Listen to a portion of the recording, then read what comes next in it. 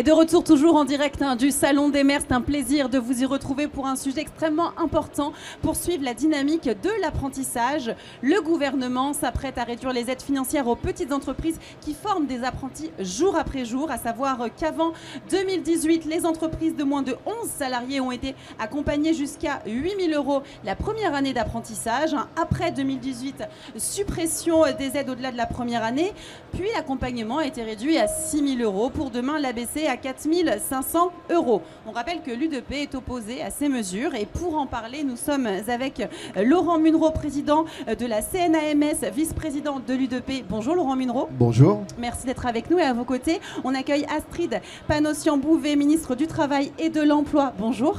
Bonjour. Merci d'être avec nous, Madame la ministre. Je vais passer la parole tout de suite à Laurent Munro qui sera votre intervieweur du jour. C'est à vous Laurent Munro.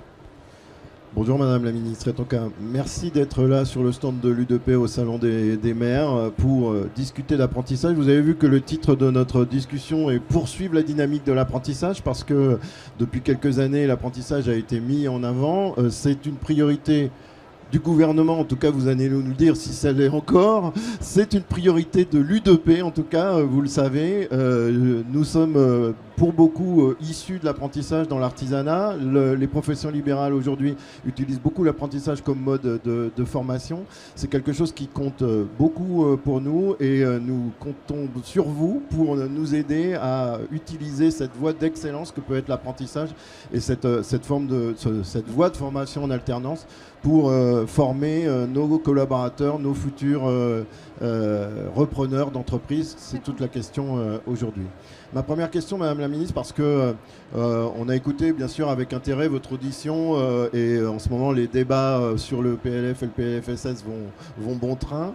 Et on a écouté votre édition à la Commission des Affaires sociales et vous avez déjà donné quelques pistes et j'aimerais bien que vous nous les précisiez. Notamment, vous le savez, sur l'aide à l'apprentissage, puisque l'UDP s'est positionné pour un maintien de l'aide à 6 000 € pour les entreprises de moins de 250 salariés, puisque aujourd'hui elle est pour l'ensemble des entreprises. Nous estimons, nous, que l'accompagnement nécessaire aux petites entreprises doit être poursuivi parce que c'est un investissement pour un artisan, pour un professionnel, d'avoir une aide parce que souvent c'est lui-même qui accompagne le jeune au cours de son cursus scolaire.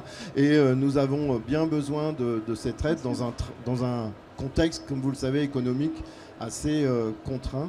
Donc, est-ce que vous pouvez nous donner, vous en avez déjà donné, mais sans dévoiler bien sûr les arbitrages qui vont être les vôtres, mais est-ce que vous pouvez nous donner les tendances et votre avis sur la question? Merci. Alors, merci d'abord pour l'invitation, vous dire que je suis très heureuse d'être ici au Salon des maires et au stand de l'UDP. Voilà, saluer également le président, le secrétaire général, dire mon attachement vraiment à cette confédération qui joue un rôle essentiel. On le voit ici dans les territoires, mais aussi dans la vie économique de notre pays. L'apprentissage, excusez-moi, on va continuer. C'est une vraie révolution culturelle qui a eu lieu dans notre pays en quelques années, même si vos métiers connaissent le monde de l'apprentissage parce que c'est une manière de transmettre et c'est aussi comme ça qu'on forme les futurs salariés de vos entreprises. 60% des apprentis aujourd'hui de notre pays sont dans des entreprises de moins de 50 salariés. Donc au cœur aujourd'hui des membres actifs de l'UDP. Donc il est bien évident que lorsqu'on parle de modulation des aides à l'apprentissage et des embauches, eh bien moi en tout cas ce que je propose, et on verra quel est le sujet de l'arbitrage, mais je veux le moins toucher possible aux petites, voilà, aux 0,50, aux petites entreprises parce que elles ont une trésorerie qui n'est pas la même que celle des plus grandes et l'accompagnement n'est pas non plus le même entre les apprentis de niveau 2-3, on en parlait à l'instant avec votre président, et de niveau 6 ou 7.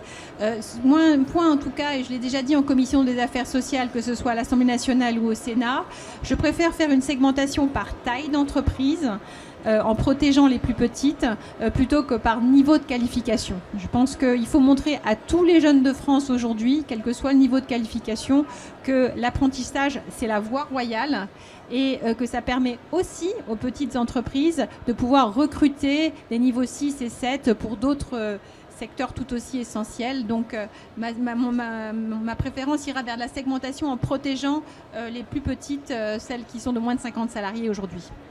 Merci pour cette position. D'ailleurs, j'ai entendu que vous aviez dit moins de 50. Nous, on était moins 10 ans, puisqu'on disait moins de 250. Donc, je vois déjà les orientations que peuvent prendre Après, il y a la segmentation. Oui, voilà. Mais en tout cas, 60% des salariés, des apprentis, qui sont dans les entreprises de moins de 50, ça veut dire qu'il y a un effort particulier de protection à faire sur ce segment-là, pour ne pas, justement, casser cette dynamique qu'on veut poursuivre.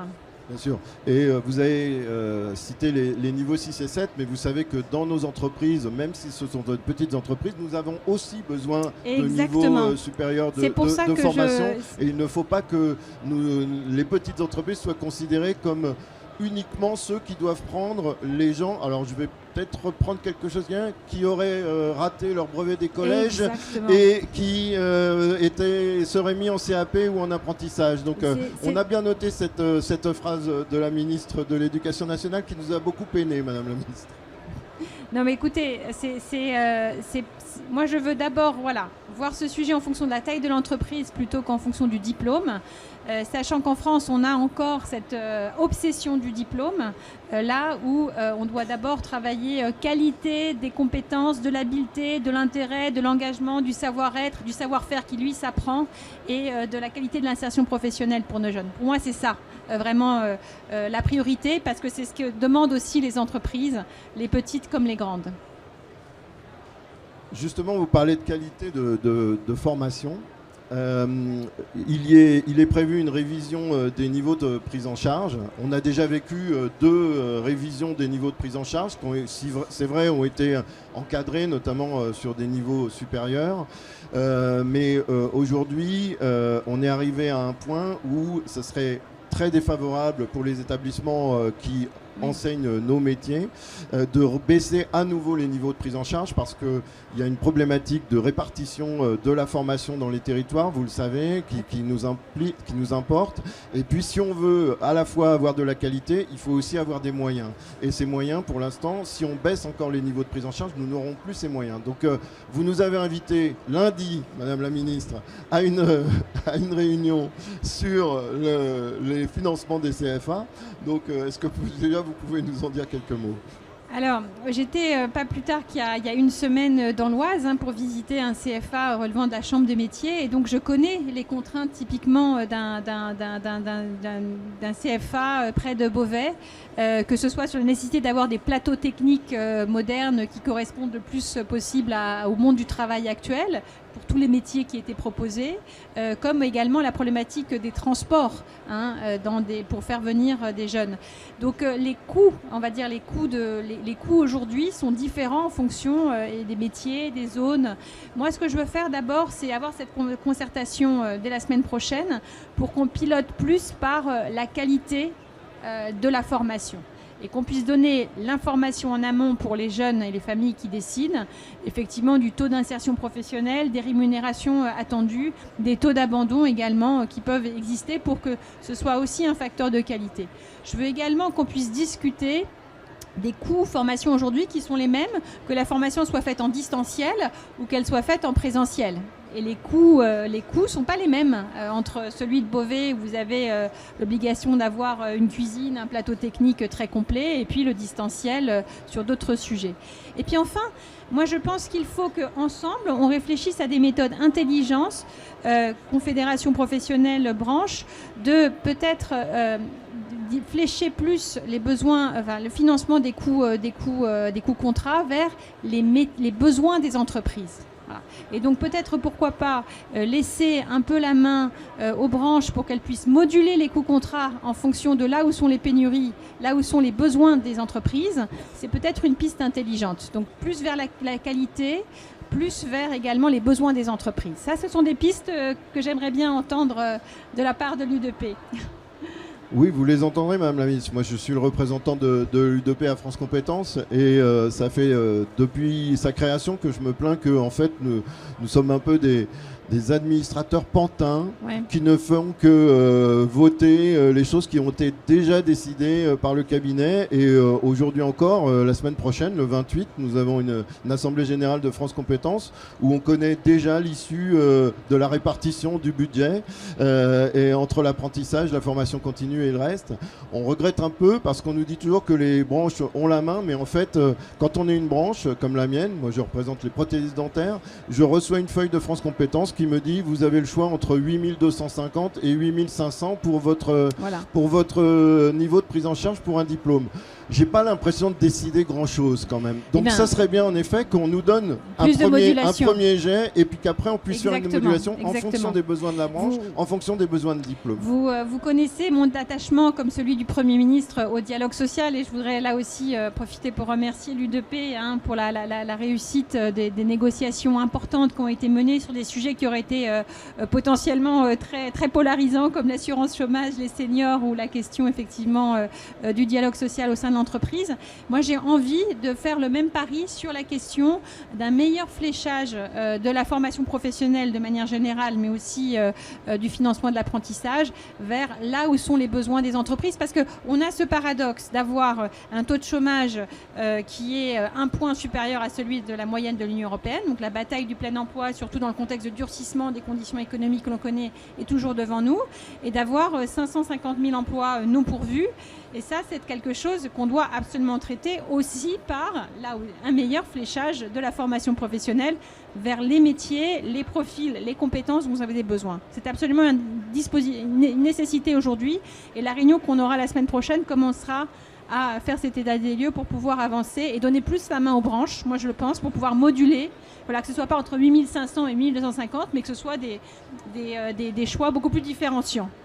Oui, il faudra déterminer des enveloppes forcément qui seront déterminées pour les branches pour accompagner la formation nécessaire. Mais vous le savez, souvent, il y a les mêmes diplômes dans plusieurs branches différentes. Et une des problématiques que nous rencontrons aujourd'hui, c'est qu'il y a des niveaux de prise en charge qui peuvent être totalement différents entre le même diplôme mais pratiqué par une branche différente. Il y a aussi des efforts de convergence qui devront être faits. Il y a des efforts de convergence et donc là c'est aussi la place de l'interprofessionnel. Moi je ne veux pas que ni les entreprises ni les jeunes ne pâtissent de la complexité qu'on peut soi-même créer, que ce soit État ou que ce soit aussi parfois partenaires sociaux justement dans la multiplicité des branches. Je pense que c'est à nous, État en premier, ce que je représente, d'aller vers plus de simplicité, encore une fois piloté par la qualité et le taux d'insertion et les besoins des entreprises. Et si on a ces sujets en tête, je pense qu'on pourra mieux organiser aujourd'hui le financement et l'organisation de l'apprentissage en France,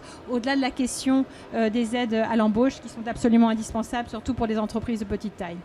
Écoutez, Madame la Ministre, si ça va dans ce sens-là, vous pourrez compter sur l'UDP. Je pense que mes collègues ne me contrediront pas, parce que nous prenons aussi la simplicité et le pragmatisme pour des entreprises qui en ont bien besoin et dont l'apprentissage reste quand même le cœur de formation depuis toujours. Et nous voulons que ça le reste, en fait.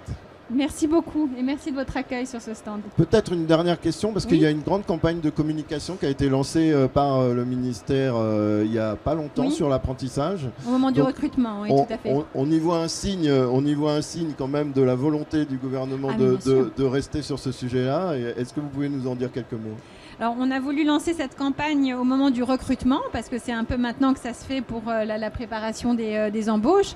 Mais je le redis ici, l'apprentissage, c'est la voie royale de l'insertion professionnelle des jeunes sur le marché du travail.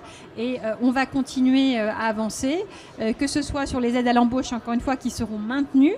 Je le dis, elles seront modulées, mais elles seront maintenues, et en particulier pour des petites entreprises comme les vôtres, et sur une organisation du financement de l'apprentissage qui répond plus à vos besoins et aux besoins de nos jeunes. Merci beaucoup. Merci à tous les deux pour ce riche échange. Merci beaucoup, Madame la Ministre. Merci, Laurent Munro. Et merci à vous d'avoir encore été présents en direct sur les réseaux sociaux. On se retrouve très vite pour une nouvelle table ronde. Merci.